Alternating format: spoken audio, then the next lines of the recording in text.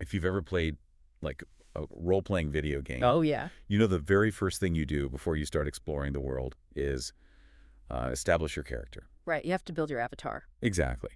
You pull up a menu and you lock in your baseline traits. So you decide your character's class, their basic habits, their core stats. You don't just jump right into fighting the final boss. No. I mean, you start by defining who you are in this entirely new universe. Yeah. And learning a new language is remarkably similar. Oh, completely. You can't just jump in and debate philosophy on day one. You have to establish your linguistic character sheet first. Yeah. So welcome to today's deep dive. Our mission today is to unpack exactly how a language is built from absolute zero. And we have a really fascinating lens to look through today. We're analyzing a curriculum document designed for an A1 to A2 beginner English learning program. All right. It's called English with Ease. And the entire methodology of this program hinges on one central concept, which is the daily routine. Yeah, the daily routine. Because by dissecting this curriculum, we get like a front row seat to the cognitive mechanics of how the human brain actually acquires language.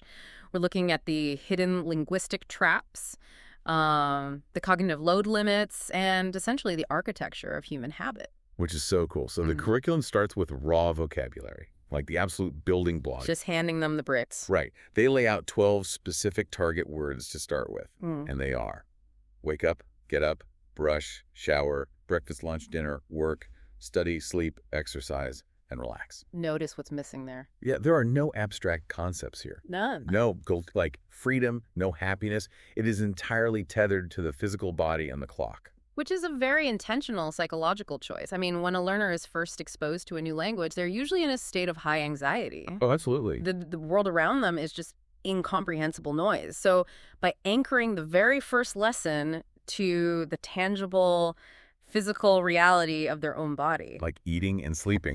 Right. Eating, sleeping, washing. You instantly reduce that anxiety.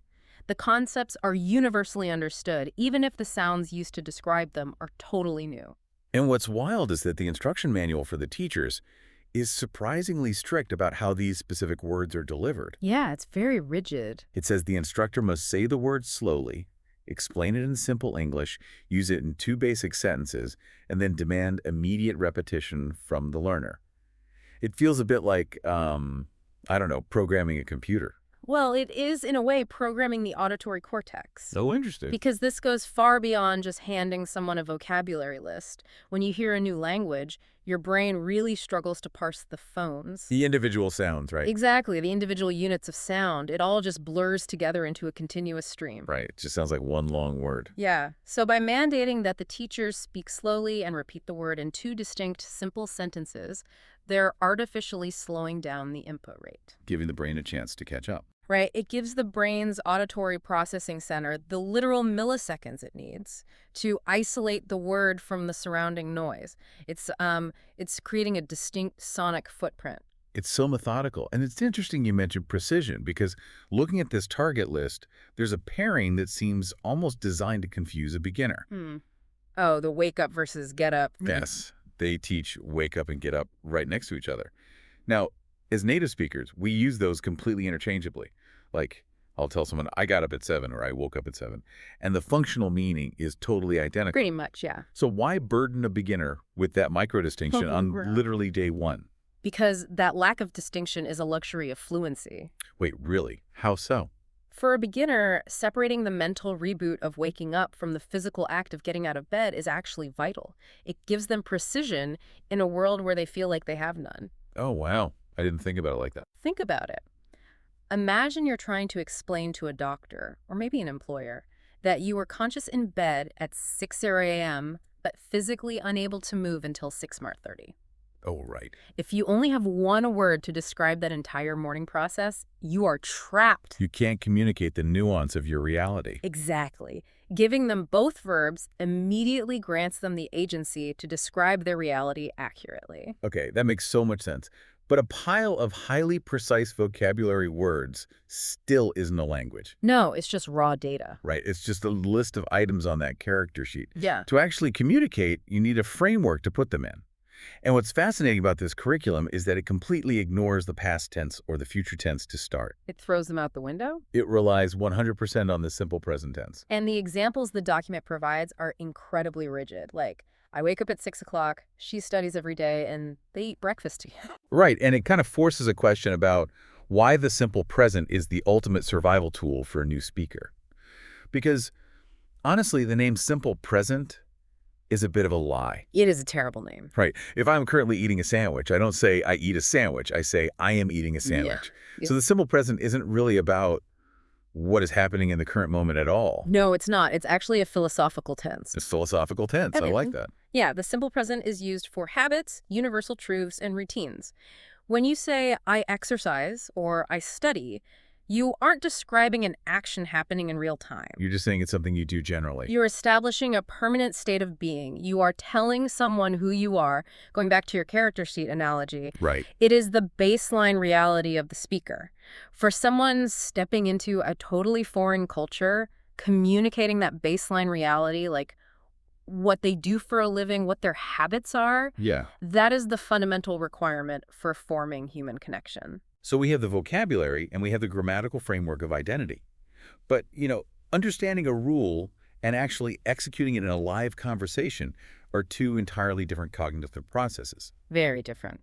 So the curriculum shifts heavily into active application with specific conversational prompts. Things like, what time do you wake up? What do you eat for breakfast? Do you exercise? And when do you go to bed? And notice that every single one of those prompts is a closed loop. What do you mean by that? They rely exclusively on the simple present tense and those 12 target words. The learner isn't being asked to generate novel concepts. They're just being asked to reassemble the blocks they were just handed. Ah, okay. But the curriculum introduces a massive guardrail here, and this is perhaps the most brilliant pedagogical choice in the entire document, in my opinion. The word limit. Yes, it mandates that every single sentence spoken during this conversation practice must be kept under 12 words. 12 words max. It's so smart. That feels directly tied to cognitive load theory and how working memory functions, right? It is entirely based on working memory constraints. So the human brain has this temporary workspace for holding information, and it's often called the phonological loop. Right, it acts like a 2-second audio recorder in your head. Exactly. When someone speaks to you, your brain holds the audio there just long enough for your language centers to, decode it. Yes, and when you're learning a new language, that decoding process is incredibly slow. That's agonizing. Because you're translating the vocabulary, you are parsing the syntax, you're analyzing the speaker's tone, and simultaneously trying to formulate your own response. It's a lot. Your cognitive RAM is essentially maxed out. So if a sentence exceeds that 2-second loop, Which is what, 12 words? usually equates to about 12 to 15 words, yeah. If it goes over that, the brain's buffer overflows. Yeah. The new words coming in actually overwrite the beginning of the sentence before the learner has even had a chance to translate it. Wow. They literally forget the start of the thought before the speaker reaches the end. Yes, and the result is immediate panic and frustration. I've totally felt that trying to learn Spanish. You just shut down. Exactly. By strictly capping the sentences at 12 words, the curriculum ensures the entire thought fits cleanly inside that phonological loop. That is fascinating. The learner can hold the whole concept in their working memory, process it, and respond. It engineers a scenario where success is the most likely outcome. Which builds immediate confidence. It keeps the cognitive load manageable. And the curriculum actually pushes that cognitive manipulation even further with their listening comprehension exercise. The story. Yeah, they include a short story called Anna's Busy Day. The teacher reads the story, which is built entirely from our beginner vocabulary, and then asks follow-up questions. Basic stuff, right. Yeah, like, what time did Anna wake up? What did she eat? Right. Where did she go? But the specific mandate in the curriculum is that the teacher must pause for several seconds before providing or confirming the answer. And that pause is where the actual learning occurs. Really, just the silence. Think about it. If a teacher asks a question and immediately answers it, the learner just remains passive. Right. But that deliberate silence triggers a mechanism called forced active recall. Okay, so mechanically, what's happening in the brain during that silence? Because it feels like, reaching into a dark filing cabinet and frantically searching for a specific folder. That mental strain you feel is your brain literally altering its physical structure. Wait, literally? Literally. When you try to recall a piece of information, your brain fires an electrical signal down a specific neural pathway. And the harder you have to work to retrieve that memory, the more the brain recognizes that this pathway is important. It's like working out a muscle. Exactly. And in response, it wraps that neural connection in a fatty substance called myelin. Oh, so it's like insulating the wire to make the signal travel faster next time. Precisely. That myelination is the biological process of moving information from short-term memory into long-term storage. So if the teacher breaks the silence too early and just gives the student the answer, the brain abandons the search. The pathway doesn't get myelinated. The silence is the heavy lifting. The struggle is the actual mechanism of growth. Exactly. That's incredible. Yeah. But, let's look at where the system breaks down. Because even with perfectly managed cognitive load and active recall, learners still make mistakes. Of course they do. The curriculum flags 3 specific pitfalls to watch out for. First, saying I wake up at morning instead of I wake up in the morning. Yep, very common. Second, saying I breakfast at 7 instead of I eat breakfast at 7. And third, saying she go to school instead of she goes to school. And mistakes in language acquisition are rarely random. Really? Because they feel random when you're making them. They're not. They almost always follow a strict internal logic. They are windows into how the learner's brain is attempting to map this new territory. Okay, let's take the second mistake then. I breakfast at 7. Wait, if the rule of English is that you can turn nouns into verbs. Which you can. Right, like I shower at 7 or I'll email you later. Then a beginner saying I breakfast at 7 isn't actually making a mistake. They are perfectly applying a structural rule of English to a new word. In linguistics, that phenomenon is called over-regularization. Over-regularization. Okay. The learner has successfully identified a complex pattern, the verbification of nouns, and logically deduced how to apply it. It's actually a sign of high-level cognitive processing. Wow. It requires a deep structural understanding of language. But English is notoriously chaotic and full of exceptions. Exactly. So the teacher has to step in and say, your logic is flawless, but English is messy. In this one specific case, breakfast remains a noun. You have to use eat or have. Right. You have to validate the brilliant logic of the error while gently correcting the execution. Which brings us to the third common mistake, the one that trips up almost everyone, I feel like. The S. Yes. She goes to school versus she goes to school. Why is English so stubborn about adding that S to the end of a verb only when it's a he, a she, or an it? Well, that little S is basically a linguistic fossil. A fossil. Yeah, to understand why it's so difficult for learners, you have to look at the historical context. Old English used to be highly inflected, meaning every single pronoun had a completely different verb ending. Oh, wow. Just like modern Spanish or French. Exactly. I play, you play, he plays. They all had different suffixes back then. So what happened? Over centuries, particularly after the Norman conquest in 1066, when French heavily influenced the language. Right, a lot of language basing. English began dropping all those complex endings to simplify trade and communication. We just streamlined everything. Today, in the simple present, we say, I go, you go, we go, they go. The verb doesn't change. The brain learns the pattern. The verb is static. But for some reason, the third person singular refused to die. It stubbornly survived the simplification of English. So a learner's brain has mapped out a perfectly logical rule. The verb doesn't change. Yeah. And suddenly, out of nowhere, English demands this arbitrary es or es just for he, she, or it. It's an anomaly. It makes no sense. It doesn't. And frankly, if a learner says she go to school, the listener still understands the exact meaning perfectly. The orisons carries no additional informational value. It is purely a grammatical requirement. So, of course, the brain drops it. It's inefficient. Precisely.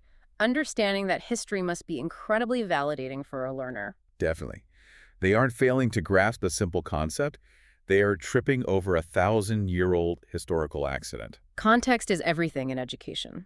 When you understand why a rule exists, it ceases to be an arbitrary punishment and becomes a quirk of history you can navigate. That is such a great way to look at it. Now, all of this, the vocabulary, the working memory limits, the historical grammar quirks, it's all highly technical. It's very mechanical. Right. But the curriculum wraps up with a section that completely pivots away from all those mechanics.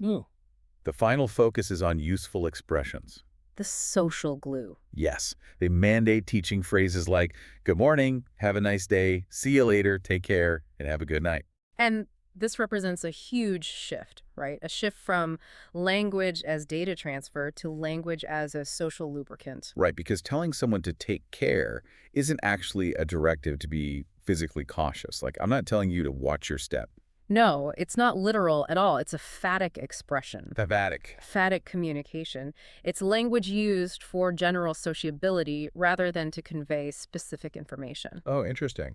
When a beginner is trying to survive in a new culture, they often feel robotic. They are constantly calculating tenses and translating nouns. Yeah. They feel stripped of their personality. Because they're entirely focused on the transaction. Like, I need a coffee. Yeah. Where's the train? Exactly. Teaching them these culturally resonant phrases like, have a nice day, gives them the tools to participate in the warmth of the community. That's beautiful, actually. When they say good morning to the barista, they aren't just practicing pronunciation. They are engaging in a shared cultural ritual. It instantly humanizes the interaction. It really does. It makes the learner feel seen, polite, and warmly accepted, which dramatically lowers the affective filter. Defective filter. Yeah, that's the emotional barrier that prevents learning. If you're stressed, you can't learn. If you feel accepted, your brain opens up. Wow. It proves that mastering a language isn't just about building a perfect character sheet of stats and abilities. No, it's about actually interacting with the other players in the game. Exactly. Synthesizing everything we've pulled from this English with Ease curriculum today, it's remarkable how much profound cognitive science is hiding inside a beginner's lesson on the daily routine. It really is. We've seen how specific vocabulary provides agency, how the simple present tense defines identity. And how managing the phonological loop with 12-word limits prevents neurological buffer overflow. Yes. We've even uncovered the historical accidents buried in our everyday grammar. And it forces you to look at your own native language with a newfound respect. Absolutely. The linguistic calculations that you perform in milliseconds, completely subconsciously, are just staggering in their complexity. We take the machinery entirely for granted. We really do. So here's a final provocative thought for you, the listener, to explore on your own. I love this experiment. Yeah, tomorrow morning, as you begin your own daily routine, try a little experiment. As you wake up, get out of bed, brush your teeth, and eat breakfast. Try to consciously narrate your actions in your head. But apply the constraints we discussed today. Right. Use only the simplest verbs and strictly cap every single thought at 12 words. I wake up. I get out of bed. I brush my teeth.